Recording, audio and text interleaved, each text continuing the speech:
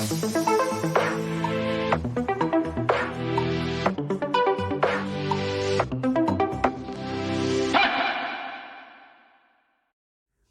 वालेकुम and hello to all students. उम्मीद है आप सब खैरियत से होंगे। आज जो टॉपिक हम डिस्कस करने जा रहे हैं वो है ट्रांसफॉर्मेशन इन बैक्टीरिया। तो बैक्टीरिया के स्ट्रक्चर से तो आप फेमिलियर हैं। आज जो हम बैक्टीरिया की बात करेंगे वो उस बैक्टीरियम का नाम है डिप्लोकोकस नमूनियाई।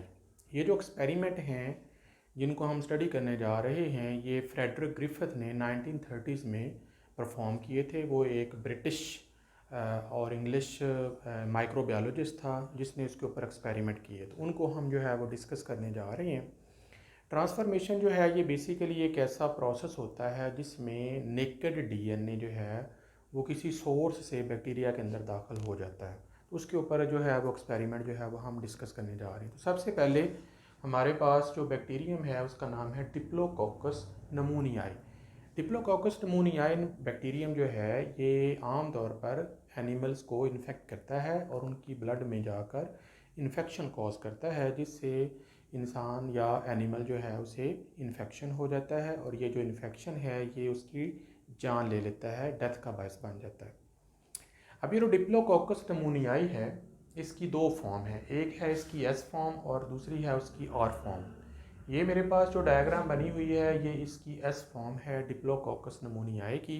इसको एस फॉर्म इसलिए कहते हैं क्योंकि इसकी कुछ प्रॉपर्टीज़ हैं। नंबर 1, इनके बॉडी के इनके सेल वॉल के इर्द गिर्द एक पॉलीसेकेराइड का बना हुआ कोट होता है, कैप्सूल होता है। ये जो कैप्सूल है ये इनका डीएनए सिंथेसाइज करता है और जिसकी मदद से ये किसी भी होस्ट के जिस्म के ऊपर जब अटैक करते हैं तो उनका जो इम्यून सिस्टम है इस पॉलीसेकेराइड के कोट की वजह से इनको जो है वो हैंडल नहीं कर पाता और ये कामयाबी से अपना इन्फेक्शन जो है वो फैला लेते हैं। दूसरे नंबर पर ये है कि ये जब कॉलोनीज बनाते हैं बैक्टीरिया डिप्लोकोकस नमूनियाई एस फॉर्म, तो इनकी जो कॉलोनीज होती हैं वो बहुत स्मूथ होती हैं, हमवार होती हैं, रेगुलर नहीं होती, इसीलिए इनको एस फॉर्म जो है वो बोला जाता है। तीसरी जो इनकी प्रॉपर्टी है वो ये है कि ये बहुत विरुलेंट होते हैं। Excuse me. तो विरुलेंट का मतलब ये होता है कि ये बहुत जहरीले हैं, बहुत टॉक्सिक हैं और अपने होस्ट की जान ले सकते हैं, इन्फेक्शन बहुत ज़्यादा कॉज करते हैं। चौथा जो इनका जो फंक्शन है कि ये अपने होस्ट को मार देते हैं। तो हम यहाँ पर एक्सपेरिमेंट जो है वो एक माइस चूही के ऊपर जो है वो करेंगे, चूहिया के ऊपर। तो उसके ऊपर फिर हम इसको जो है वो देखते हैं। तो अब हमने क्या किया है कि हमने फ्रेडरिक ग्रिफिथ ने क्या किया कि इन बैक्टीरिया का कल्चर तैयार किया। कल्चर कैसे तैयार करते हैं, उनको एक पैट्री डिश में ग्रो करवा लेते हैं एक ख़ास मीडियम देकर। उसके बाद फिर उसने इनको एक सिरिंज के अंदर भर के या सिरिंज के अंदर डाल कर इंजेक्ट कर दिया एक माइस के अंदर। और माइस जो है उसकी बॉडी के अंदर जब ये बैक्टीरिया दाखिल हुए तो उसके अंदर इन्फेक्शन हो गया क्योंकि इसका जो पॉलीसेकेराइड कोड था चूहिया का, जो इम्यून सिस्टम था वो बिल्कुल फेल हो गया और चूहिया जो है कुछ अरसे के बाद उसकी डेथ हो जाती है। तो ये एक विरुलेंट टाइप ऑफ बैक्टीरिया है जो माइस की जान ले सकते हैं, उसको किल कर सकते हैं। उसके बाद फिर फ्रेडरिक ग्रिफिथ ने इसकी एक और स्ट्रेन जो है वो डिस्कवर की जिसे आर फॉर्म कहा जाता है। अब आर फॉर्म का स्ट्रक्चर देखें तो as compared to S form इसकी बॉडी के इर्द गिर्द कोई पॉलीसेकेराइड कोट नहीं है, कोई कैप्सूल नहीं है। तो इनके बॉडी के इर्द गिर्द पॉलीसेकेराइड का कैप्सूल नहीं होता, नंबर 1। नंबर 2, इनकी जो कॉलोनीज होती हैं वो रफ होती हैं, इसलिए इनको आर फॉर्म बोला जाता है। नंबर 3, ये नॉन विरुलेंट होते हैं क्योंकि पॉलीसेकेराइड कोट नहीं है। होस्ट का इम्यून सिस्टम फौरी तौर पर इन्हें डिटेक्ट कर लेता है और इनको ख़त्म कर देता है, लिहाजा ये इन्फेक्शन कॉज नहीं कर सकते, इसलिए इनको नॉन विरुलेंट कहते हैं। और ये स्पेयर कर देते हैं माइस को, यानी चूहिया जो है इसके इन्फेक्शन से मरेगी नहीं। फ्रेडरिक ग्रिफिथ ने क्या किया, इसका भी कल्चर तैयार किया। कल्चर तैयार करने के बाद सिरिंज में दाखिल किया और इसको एक माइस के अंदर इंजेक्ट कर दिया। लेकिन एज़ उसकी प्रॉपर्टीज़ के हवाले से माइस जो है उसे कुछ भी नहीं हुआ और वो हेल्दी रहा, ज़िंदा रहा। इस तरीके से ये दो जो है ना एक्सपेरिमेंट फ्रेडरिक ग्रिफिथ ने परफॉर्म किए। अब उसने क्या किया, थोड़ा सा इस फिनोमेना को, इस एक्सपेरिमेंट को मॉडिफाई किया। अब उसने क्या किया कि ये एस फॉर्म बैक्टीरिया तो ले लिए, लेकिन इनको एक टेस्ट ट्यूब में डालकर हीट किल कर दिया। अब देखें, जब हीट देंगे बैक्टीरिया जो हैं वो डेथ हो जाती है उनकी, लिहाजा वो इन्फेक्शन कॉज नहीं कर सकते।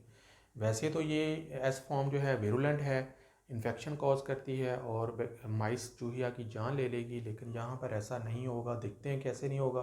तो उसने ये कल्चर तैयार करने के बाद एस किल्ड का टेस्ट ट्यूब में डालकर उनको हीट किल किया, फिर उसके बाद उसको सिरिंज में डाला, सिरिंज में डालकर माइस की बॉडी में इंजेक्ट किया, लेकिन माइस जो है वो हेल्दी रहा, ज़िंदा रहा। तो सिंपल सी बात है, डेफिनेटली सी बात है, क्योंकि बैक्टीरिया ही मार चुके हैं, लिहाजा उनके अंदर जो विरुलेंसी है वो भी ख़त्म हो चुकी है और चूहिया जो है उसे ज़िंदा ही रहना चाहिए, और ऐसा ही हुआ। एक स्टेप फॉरवर्ड जो है वो जाता है फ्रेडरिक ग्रिफिथ। अब उसने एक्सपेरिमेंट को थोड़ा सा और मॉडिफाई करता है। वो क्या करता है कि जो आर फॉर्म बैक्टीरिया हैं और एस फॉर्म हीट किल्ड दोनों को मिला देता है। अगर आपने प्रीवियस एक्सपेरिमेंट में देखा कि जो आर फॉर्म होती है ये नॉन विरुलेंट होती है और ये माइस को डेथ का बायस नहीं बनती। हीट किल्ड एस फॉर्म जो है ये भी नॉन विरुलेंट होती है और ये भी माइस की जान नहीं लेती। तो दोनों जो हैं वो सेफ़ हैं, दोनों जो हैं वो माइस की डेथ का बायस नहीं बन रहे इस स्टेज के ऊपर। लेकिन जब आर फॉर्म और हीट किल्ड एस फॉर्म दोनों जो कि नॉन विरुलेंट हैं इस स्टेज के ऊपर, उनको कंबाइन करके उसने इंजेक्ट किया माइस के अंदर, तो चूहिया जो है उसकी डेथ हो जाती है।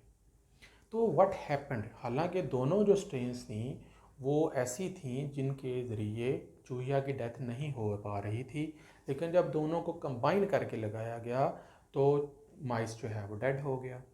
तो उससे फिर ये नतीजा अखज़ किया गया कि ज़रूर ऐसा हुआ है कि जो heat killed S form bacteria थे, डिप्लोकोकस नमोनियाई, उनका जो डीएनए है वो किसी तरीके से ट्रांसफ़र हुआ, क्योंकि ये हीट किल्ड थे, मरे हुए थे, उनका तो ज़िंदा होने का चांस ही कोई नहीं है कि वो ज़िंदा होकर माउस की डेथ का बायस बन सके।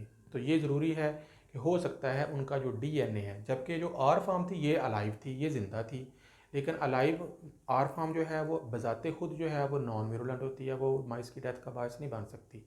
तो सम टाइम क्या हुआ कि कुछ ऐसा हुआ कि इसका जो डीएनए है वो यहाँ से ट्रांसफ़र होकर आर फॉर्म के अंदर आ गया, ट्रांसफ़र हो गया, ट्रांसफॉर्म हो गया।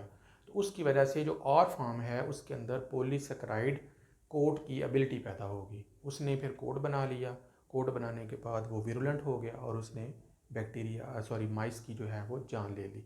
इस पूरे प्रोसेस को जो है वो ट्रांसफॉर्मेशन कहते हैं। इसके ऊपर फिर मज़ीद एक्सपेरिमेंट हुए हैं जिनको हम लेटर डिस्कस करेंगे कि किस तरीके से, क्या ये वाकई डीएनए ही था जो कि एक बैक्टीरियम से दूसरे बैक्टीरियम में ट्रांसफ़र हुआ।